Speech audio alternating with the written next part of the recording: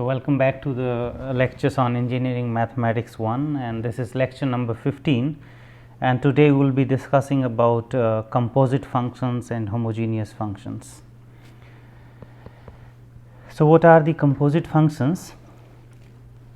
So, if we consider here function z is equal to f x y, a function of two variables x and y, and we let that this x depends on t. So, x is a function of phi t, and here y is also a function of t, which we are denoting by psi t.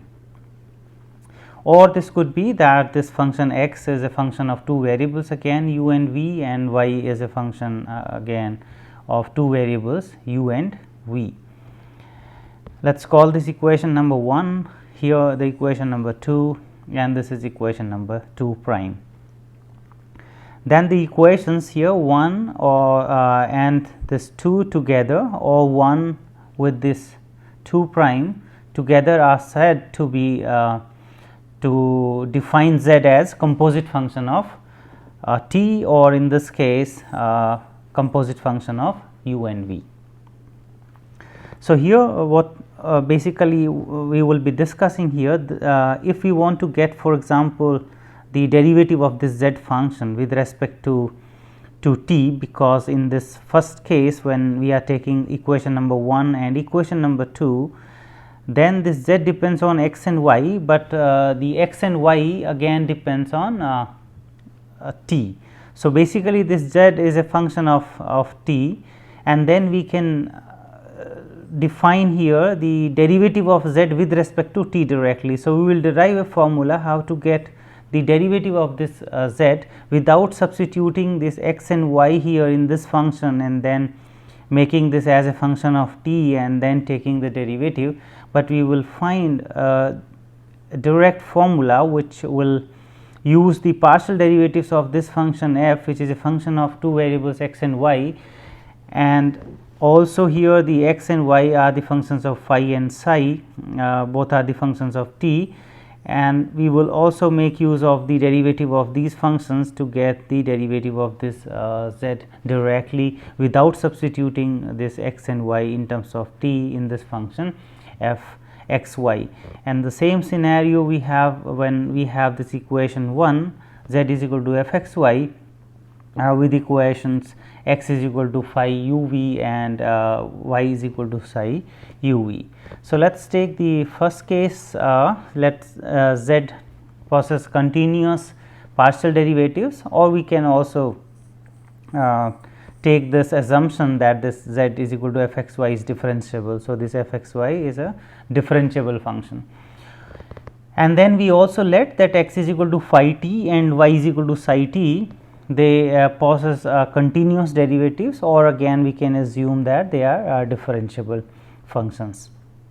So, in that case we will derive this formula which says that we can get this dz over dt. So, the ordinary derivative of z with respect to t, which makes sense now because x and y are functions of t. So, basically this z is a function of t alone.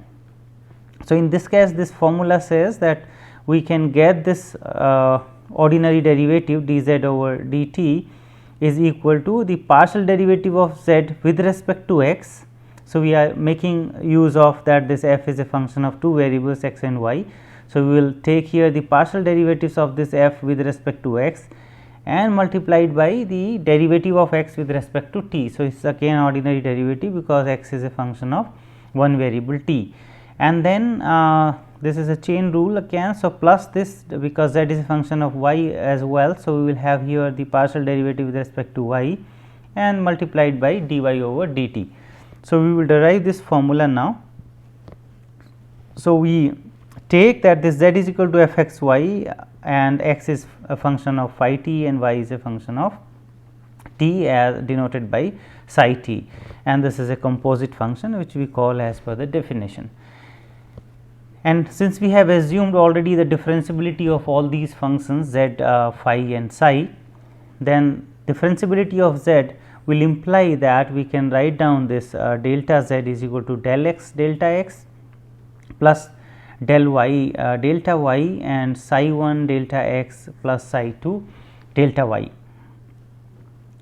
And if we divide this expression both the sides by delta t, then what we will get here the delta z over delta t and this delta x divided by delta t. Here again we have delta y divided by delta t, and this dx and dy will be also divided by delta t. And now if we take the limit as delta t goes to 0, then what will happen? So, delta t goes to 0 means delta x goes to 0 and delta y goes to 0, because this x and y they are functions of function of t, and if there is no variation in t, so naturally the x and y variation in x and y will be also 0. So, as delta t goes to 0, meaning delta x goes to 0 and delta y goes to 0. So, when we take the limit now as delta t goes to 0 in this expression here, so this delta z over delta t as per the definition of the derivative of z will be like dz over dt, and this will remain as it is. We are not touching this del z over del x, and then we have here delta x over delta t. So, again this is the derivative of x with respect to t. So, we get here dx over dt. Similarly, here again we have delta y over delta t, which will become here dy over dt, and these terms. So, assuming again that these these derivatives exist and they are finite numbers. So, this when delta x and delta y go to 0, so this epsilon will go to 0 and this epsilon 2 will go to 0, and then these expressions here epsilon delta x over delta t and this epsilon delta y over delta t, they both will go to 0. So, we have only this these three terms here. So, dz over dt we can find out directly in terms of the partial derivatives of z and the ordinary derivatives of x and y. So, the differentiation of the composite functions, when we have this more general case that x and y they also depend on u and v, functions of two variables. In that case the formula will become that. So, we can prove similarly as above. So, this del z over del u. So, now the partial derivatives here, because the x and y they are the functions of two variables u and v. So, we will have here the partial derivative of z with respect to u without substituting all these into this function and then getting this partial derivatives. We can use this formula to get the partial derivative of this z with respect to u is equal to the partial derivative of z with respect to x and partial derivative of x with respect to u plus partial derivative of z with respect to y and partial derivative of y with respect to u, again because we are differentiating partially z with respect to u. So, here the u will come and here also the u will come. Similarly, for del z over del v, now the similar formula, but instead of this u it will be replaced by v. So, what is important, if we are differentiating here with respect to u, then this u will appear both the places, and if we are differentiating with respect to v here, so then this v will appear at these places here when we are taking the partial derivative of x with respect to u and here with respect to v. Well, so moving next, let us solve some problems based on this. So, for example, we have this function z is equal to x y. X is a function of t, so which is defined here as x is equal to cos t, and then y is a function of t again, which is denoted by y is equal to sin t. And then we want to find here what is dz over dt. So, one direct way would be that we substitute this x and y here in this function, and then we will have z as a function of t, which we can differentiate to get dz over dt. But we will follow the idea of the composite functions, that z is a function of x y and x is a function of t and y is a function of t, with the formula derived above. So, that formula says that dx over dt will be the, we can have here with partial derivative with respect to x of the function z and dx dt, and similarly here the partial derivative of y and then dy dt. So, what do we get here? Del z over del x. So, z was x y, and when we differentiate here with respect to x, then this will become only y, and dx over dt. So, x was cos t. So, we will get here minus sin t. Similarly, here del z over del y will become x, and dy over dt, which is sin t, it will become cos t.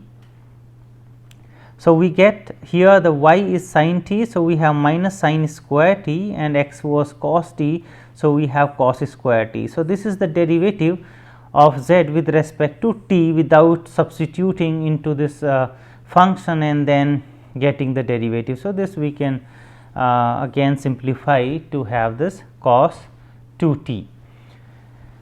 As I said, alternatively we can just substitute here z is equal to x, x is the cos t, and then y is sin t. So, now we have z as a function of t, and we can get dz over dt as, so this we can write first as half of 2 cos t sin t, which is sin 2 t, and then when we take the differentiation here, this will be sin t will be cos 2 t, and this 2 will get cancelled.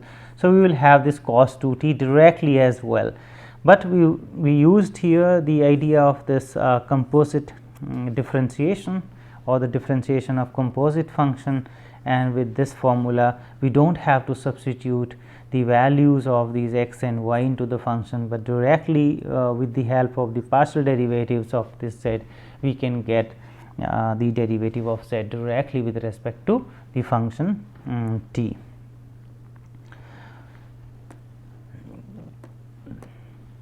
So, again next problem, here z is a function of x and y, and further it is given that x is a function of two variables now. So, u and v, and then we have here y is a function of again of two variables u and v, and then we will show that this partial derivative, the difference of this partial derivative here with respect to u and v can be written as x partial derivative of z with respect to x minus the partial derivative of z with respect to y. So, z is a function of x and y. So, with the formula derived above, we have partial derivative of z with respect to u in terms of the partial derivatives of z with respect to x and y, and the partial derivative of x with respect to u, partial derivative of y with respect to u again. So, if it is u here, it will be u there in both the terms here with respect to u of the derivatives x and y. So, in this case, so del z over del x, because this is not given function here, z is a just function of x y. So, this partial derivative z with respect to x will come, and del x over del u. So, what was x here? E power u plus e power minus v. So, if we take the partial derivative with respect to u, that means treating v as constant. So, this term will be treated as constant. So, the partial derivative of x with respect to u will become simply e power u, which is written here, and then del z over del y and del y over del u. So, the y is here e power minus u plus e power v, and when we take the partial derivative here with respect to u, so it will, we will get here minus e power minus u, which is the term here.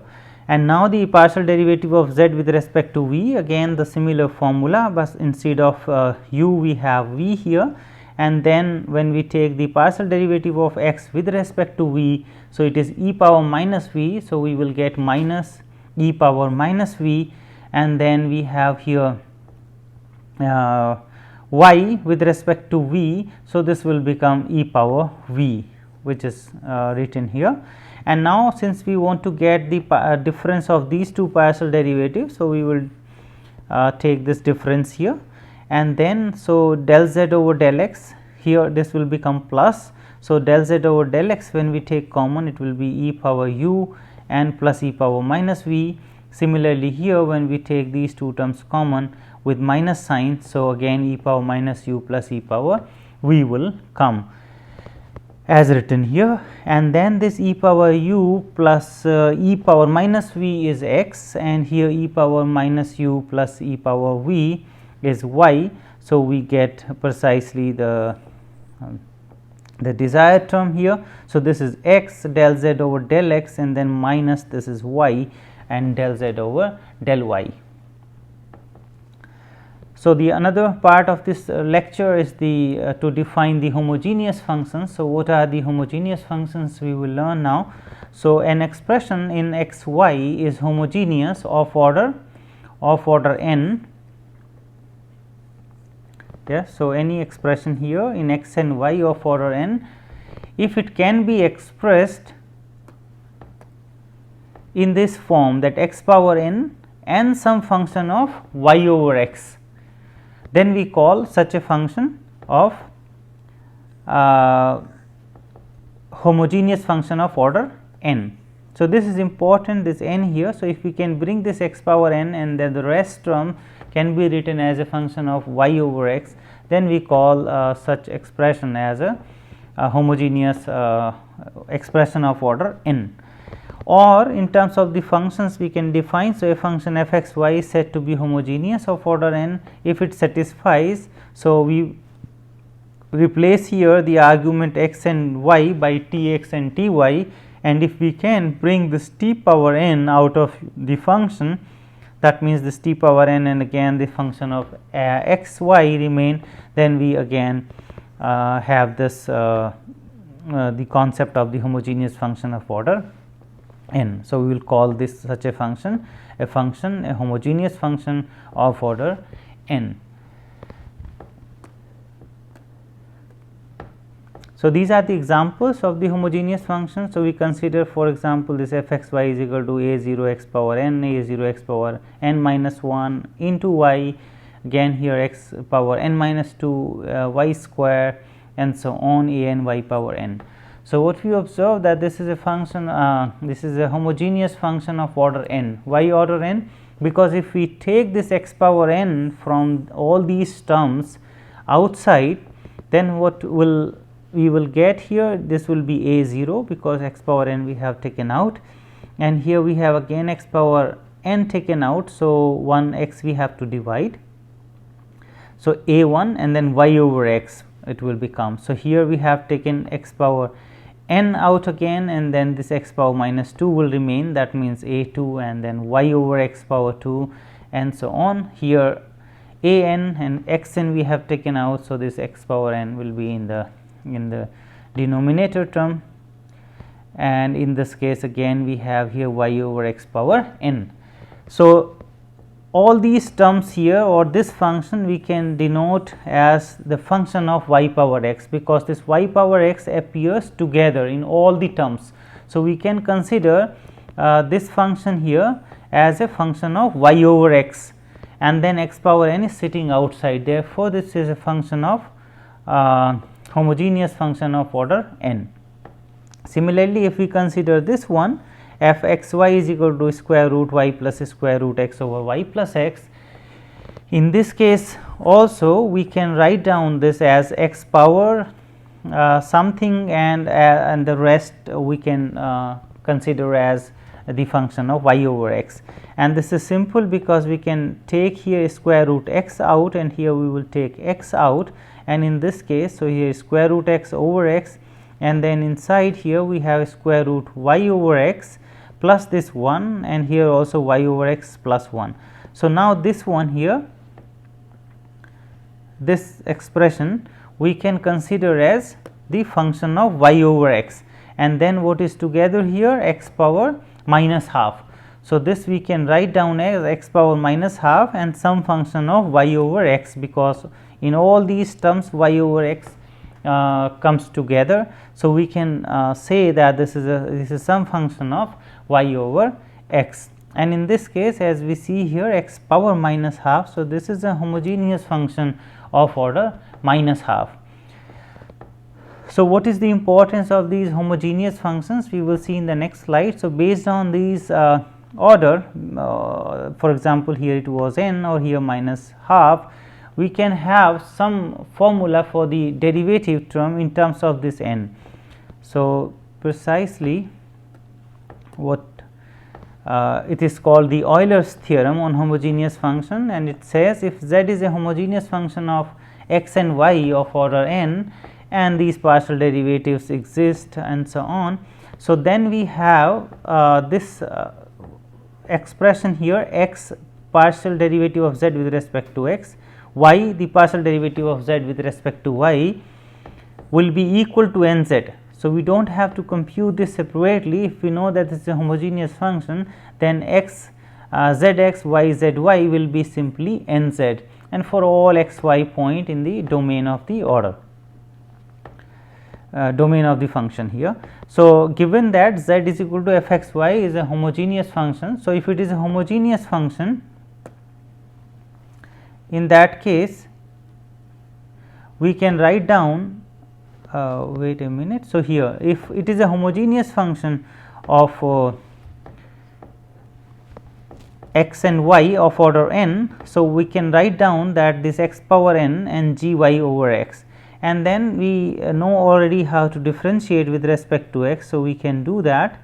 So, here when we take the partial derivative of this with respect to x, so what we will get here, we have to differentiate. So, n x power n minus 1, and this is remain as it is here, product rule. So, and then x power n as it is, and we differentiate this g o y over x, which is g prime y over x.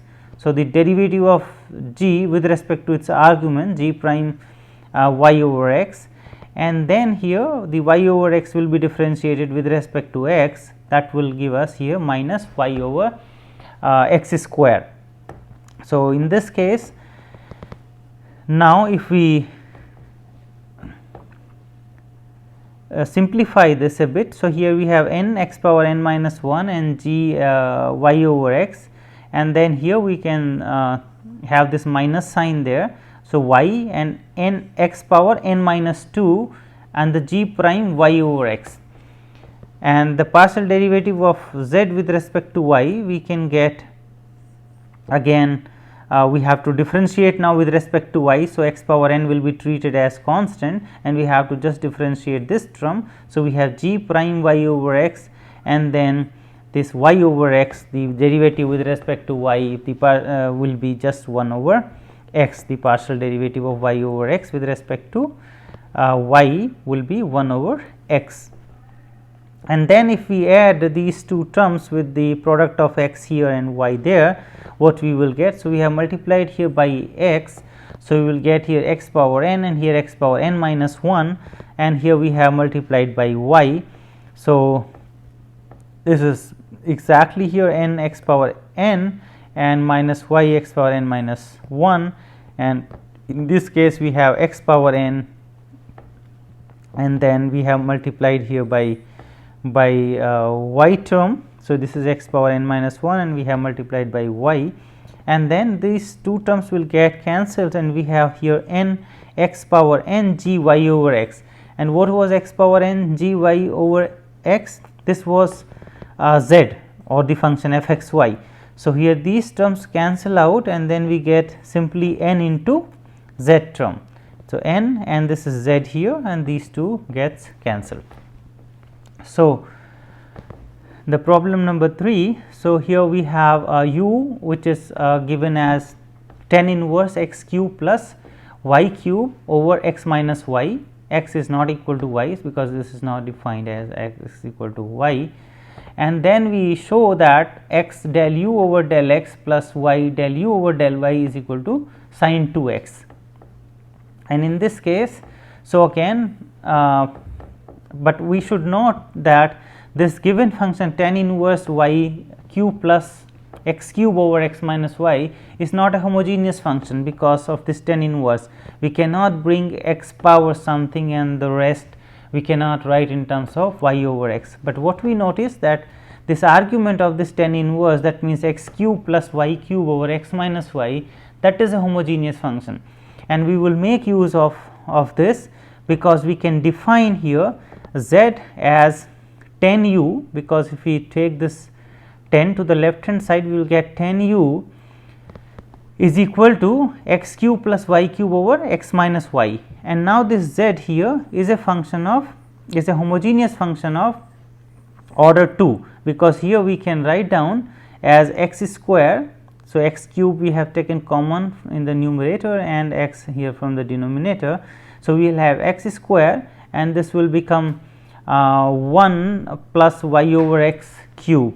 So, this is 1 here. So, it is 1 plus y over x whole cube, and then we have 1 minus y over x. So, this is a homogeneous function of order 2. And then we can apply the Euler's theorem on this function z.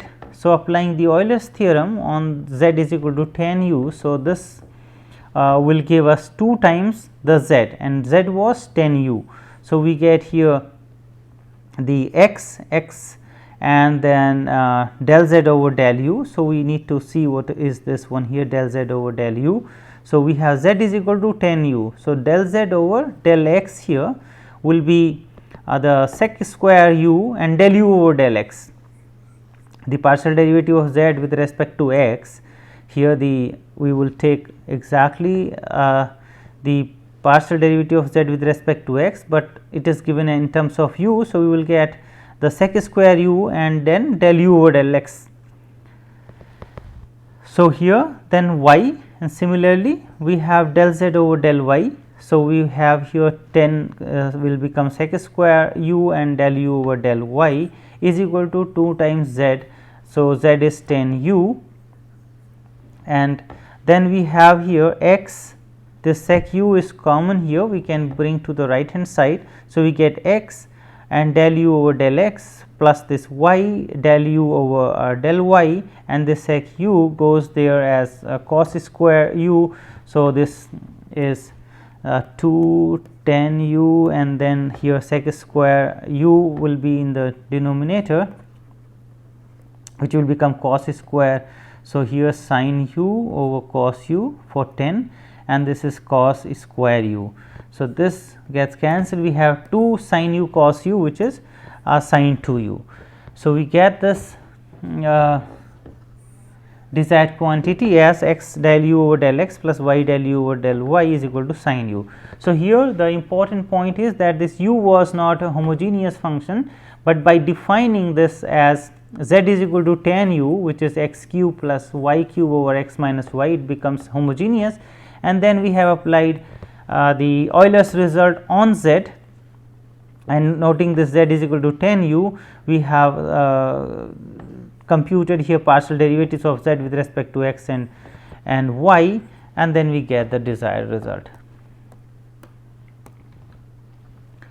Okay, so generalization of this Euler's result says that, so this was in case of the first order partial derivatives, but we do have results in case of the second order partial derivatives as well, and which is the extension of this, which says that x square, the second order partial derivative, 2xy, the mixed term, y square again second order derivative with respect to y is equal to n minus 1 z for all xy in the domain of the function.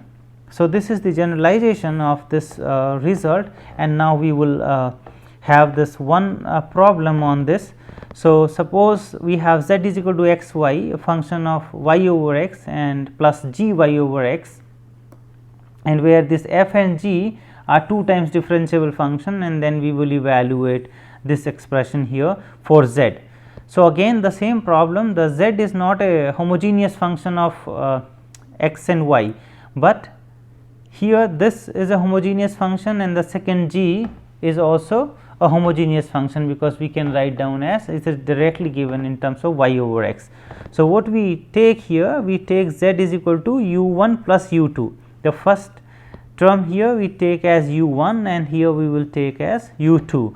That means, this u1 is xy and fy over x, and u2 is g y over x. So, this is a function of homogeneous function of order 2, because this we can again write down as x square and y over x and this f y over x. So, this is a function of y over x, and then we have x square there. So, therefore, the order is 2, and in this case this g is a function of y over x, and here there is no term of x. So, x power 0. So, this is a homogeneous function of order 0. So, well, we have u1 homogeneous function of order 2, u2 a homogeneous function of order 0, and z was as u1 plus u2, u1 is given by this, u2 is given by this.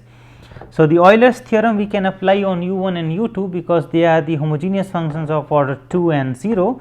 So, on u1 for second derivative theorem it says 2 times. So, n is 2. So, 2 times and n minus 1 and then the u1. So, n minus 1 u1.